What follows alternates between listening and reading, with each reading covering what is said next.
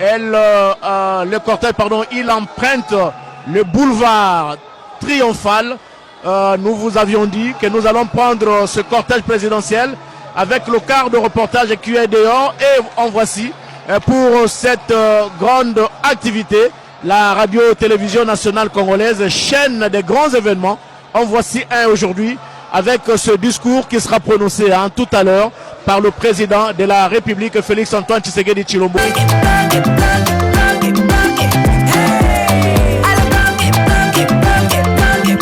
Oyoki elenge ya Congo, tapez les mains, tapez les mains, tapez les mains, tapez les mains, tapez les mains. Très chers téléspectateurs, c'est bien l'arrivée de la première dame, la très distinguée Denise Nyakero Tshisekedi. Nous allons le vérifier parce que dans de pareilles circonstances, la première dame précède toujours le chef de l'État. Quelques minutes après, ça sera à l'arrivée du président de la République. Voyons voir, portière ouverte, qui descend. En tout cas, c'est une dame et c'est bien la première dame Denise Nyakero qui précède le chef de l'État. Donc, d'un moment à l'autre, le président de la République va devoir faire son entrée dans l'enceinte du palais du peuple. Mais ce qui est vrai, Giscard Koussema, une fois le président arrivé ici et accueilli par les membres du comité d'accueil, le chef de l'État ne va pas directement faire son entrée ici au niveau de la salle de congrès. Le chef de l'État a ses bureaux au palais du peuple. Il va certainement prendre la route de ses bureaux, se reposer quelques moments et puis permettre au président du congrès de reprendre la séance et annoncer officiellement à son entrée dans cette salle de congrès où il va prononcer son discours sur l'État, la nation, devant les deux chambres du Parlement réunies en congrès.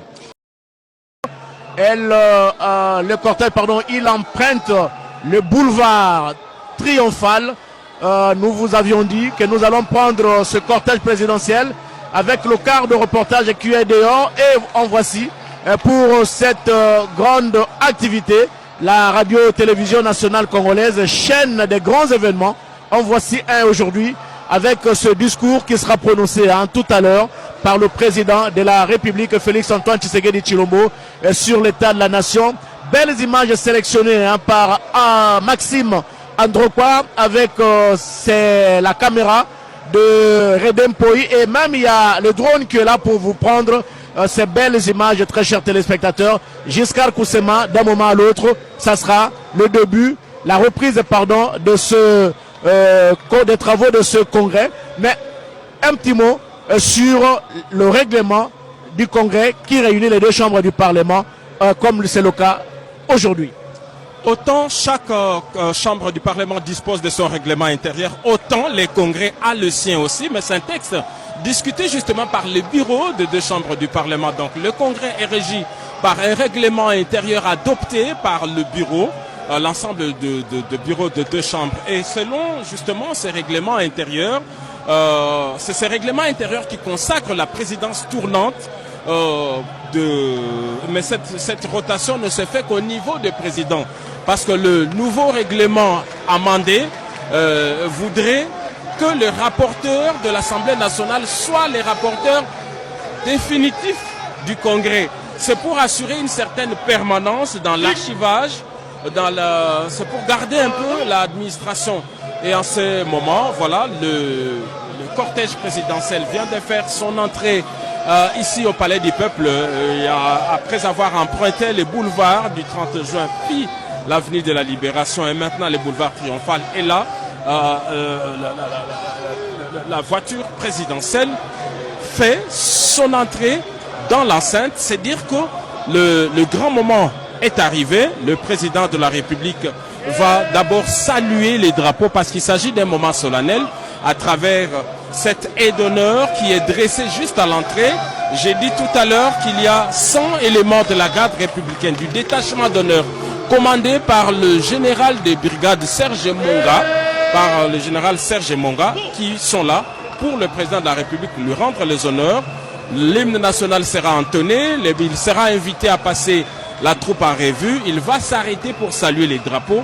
C'est alors qu'il fera son entrée ici au Palais du Peuple pour ce grand événement. La Jeep présidentielle, très chers téléspectateurs, s'arrête. L'officier d'ordonnance descend. Il va ouvrir portière et c'est le garant de la nation, garant du bon fonctionnement des institutions, le président de la République qui descend de sa Jeep. Voilà. Le comité d'accueil composé du gouverneur de la province de Kinshasa, ville-province, du commandant de la région militaire.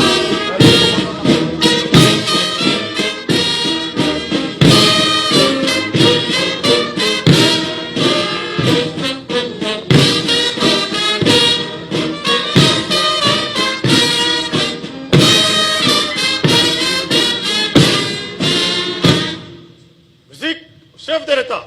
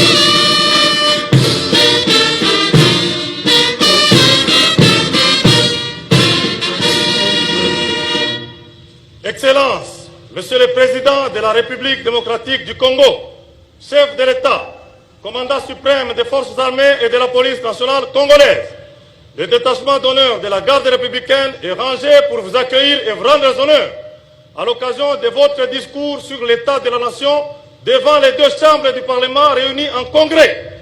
Je vous invite à passer les troupes en revue. Le commandant détachement d'honneur, le général de brigade Serge Monga. À vos ordres.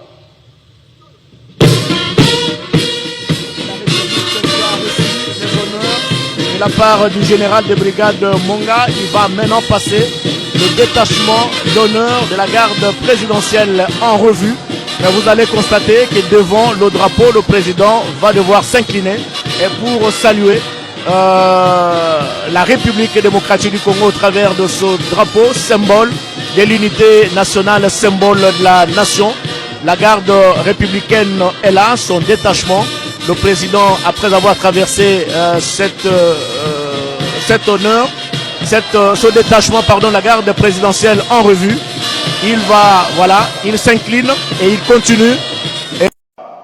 Sous la médiation du Qatar et avec l'appui de l'Union africaine, nous avons conclu à Doha, le 15 novembre 2025, un accord cadre entre le gouvernement de la République démocratique du Congo et l'AFC M23 qui fixe les piliers d'un futur accord de paix global et définitif fondé sur le désengagement militaire de l'AFC M23, le cantonnement, le désarmement, la démobilisation et la réintégration ainsi que sur le rétablissement de l'autorité de l'État sur l'ensemble des zones occupées.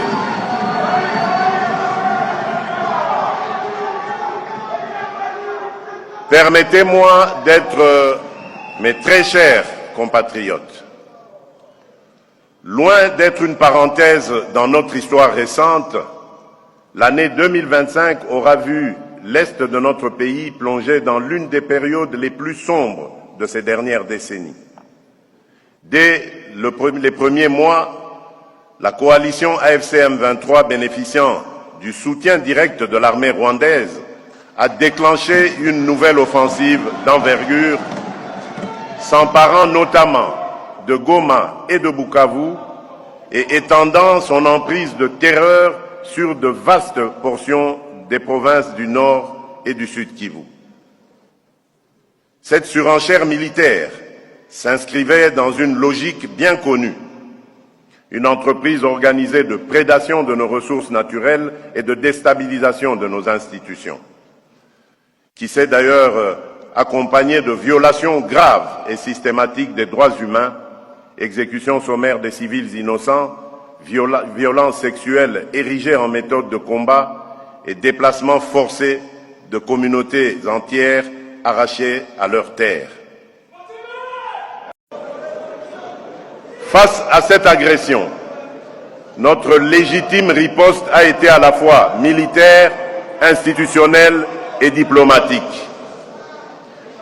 Sur le terrain, les forces armées de la République démocratique du Congo, appuyées par la police nationale, les services de sécurité ainsi que les patriotes Wazalendo, ont opposé une résistance farouche à l'agresseur ainsi qu'à ses supplétifs. Elles ont contenu plusieurs offensives majeures de l'ennemi, stabilisé des axes vitaux, sécurisé des agglomérations stratégiques et protégé des corridors humanitaires. Dans des conditions logistiques, opérationnelles et humaines souvent extrêmement difficiles, nos forces ont démontré un courage et un patriotisme qui forcent le respect et l'admiration. Permettez-moi, avant de poursuivre, de m'incliner. Des bandes de délinquants, les Kuluna, sèment panique et désolation. Ils violent, agressent, extorquent, blessent et parfois tuent des innocents. Face à cette menace, l'État n'a été ni immobile ni spectateur. L'opération Ndobo a été intensifiée dans 10 provinces pour démanteler les bandes violentes qui empoisonnent le quotidien de nos concitoyens.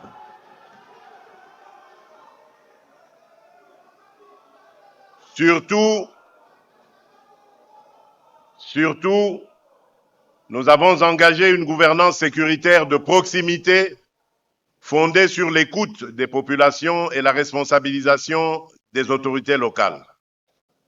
Des comités provinciaux et locaux de sécurité sont déployés et vulgarisés de Kinshasa au Congo central, du Haut-Katanga à la Chopo.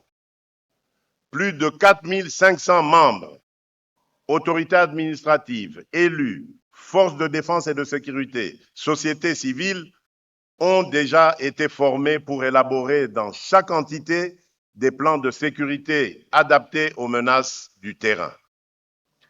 Afin de doter la police nationale des moyens de sa mission, j'ai promulgué le 1er juillet 2025 la loi de programmation de la réforme policière pour 2026 à 2030. Elle prévoit sur 5 ans l'acquisition d'équipements adaptés, le recrutement et la formation de 90 000 nouveaux policiers, la mise à la retraite progressive de 10 000 agents et un vaste programme de construction et de réhabilitation d'infrastructures. Dans ce cadre, 700 nouvelles recrues suivent déjà leur formation à Kasangulu, au Congo central, tandis que l'école de police de Kapalata dans la province de la Chopo, réhabilitée et portée à 2000 apprenants, s'apprête à accueillir de nouvelles promotions. Simultanément, nous avons poursuivi l'équipement en moyens de mobilité de l'ensemble des services, police nationale, Agence nationale de renseignement, Direction générale des migrations, Commission permanente des frontières, mécanisme gouvernemental de sécurité. Les administrateurs de territoire sont dotés de véhicules de fonction pour que l'autorité de l'État soit présente, active et réactive là où vivent nos... Et d'honneur qui est dressé juste à l'entrée. J'ai dit tout à l'heure qu'il y a 100 éléments de la garde républicaine, du détachement d'honneur commandé par le général des brigades Serge Monga, qui sont là pour le président de la République lui rendre les honneurs. L'hymne national sera entonné, il sera invité à passer la troupe en revue, il va s'arrêter pour saluer les drapeaux. C'est alors qu'il fera son entrée ici au Palais du Peuple pour ce grand événement. La Jeep présidentielle, très chers téléspectateurs, s'arrête. L'officier d'ordonnance descend.